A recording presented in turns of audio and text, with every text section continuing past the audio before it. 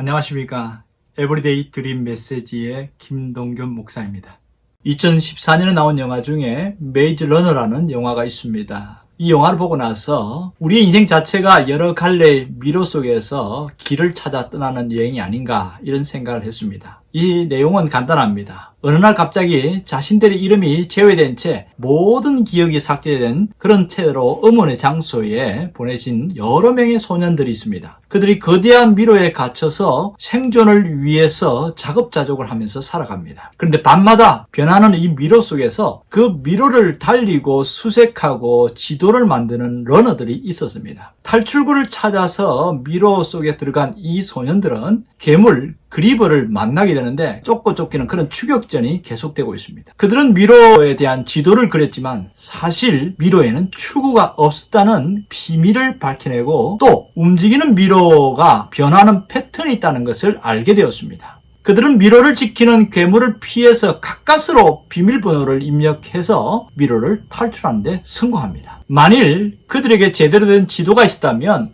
그 지도를 따라 길을 갔을 것이고 그 많은 소년들이 희생되지 않았을 것이라는 생각을 해보았습니다. 그렇습니다. 내가 가는 길을 아는 것이 중요합니다. 잠언 3장 6절에는 너는 범사의 그를 인정하라 그리하면 내 길을 지도하시리라 그랬거든요. 여기서 내 길을 지도하시리라 이 말에서 길은 통로를 의미하기도 하고 인생길을 뜻하기도 합니다. 사람들이 살아가는 그 삶의 길, 살아가야 할 길, 이것을 이야기하는 거죠. 똑같은 인생의 길을 걸어가지만 죽음의 골짜기를 걸어가는 사람도 있고 평탄한 대로를 걷는 사람도 있습니다. 또 힘겹고 어려운 길, 고통의 길을 걷는 사람도 있고 쉽고 안전하고 편한 길을 걸어가는 사람도 있습니다. 어떻게 하면 될까요? 성경은 너는 범사의 그를 인정하라고 했습니다. 삶의 전 영역에서 멘토의 인도를 받고 멘토의 지도를 따라 살아가면 된다는 겁니다. 여기서 멘토는 자기 인생을 이끌어주는 어떤 대상을 말합니다. 그것이 과거의 사람이나 현존의 사람일 수도 있고 책이나 영화, 음악일 수도 있고 또 신의 존재가 될 수도 있습니다. 모든 곳에는 길이 있습니다.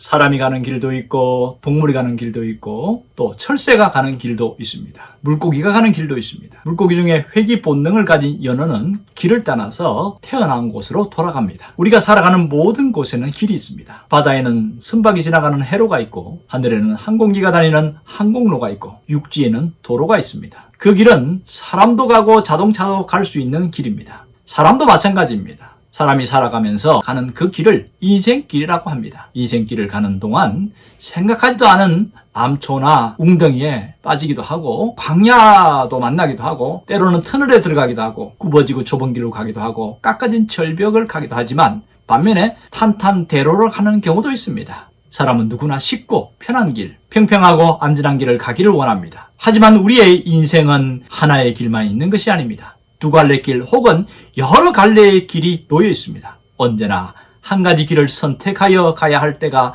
너무나 많습니다. 내가 선택한 길이 성공의 길이 될 수도 있고 실패의 길, 고통의 길이 될 수도 있다는 겁니다. 문제는 어느 길이 성공의 길인지 모른다는 것입니다. 그러므로 우리 인생에도 길 도우미, 내비게이션이나 내비게이터가 있다면 안전하고 좋은 길로 갈 수 있다는 것이지요. 신앙인들에게는 성경이나 하나님이 내비게이터가 될 수도 있고 그렇지 않은 사람에게는 자기 인생을 이끄는 경구나 격은 어떤 사람이 내비게이터가 될 수가 있습니다. 내가 찾아가는 길보다 누가 찾아준 길로 가면 인생을 성공적으로 살 가능성이 훨씬 높습니다. 인생을 잘 살려면 길잡이가 있어야 합니다. 정확하고 빠른 길, 안전한 길, 성공한 길로 안내해주는 내비게이션이 여러분에게 있었으면 좋겠습니다. 오늘도 내 인생을 안내하는 내비게이션을 따라 행복하고 보람된 삶을 사시기를 바랍니다.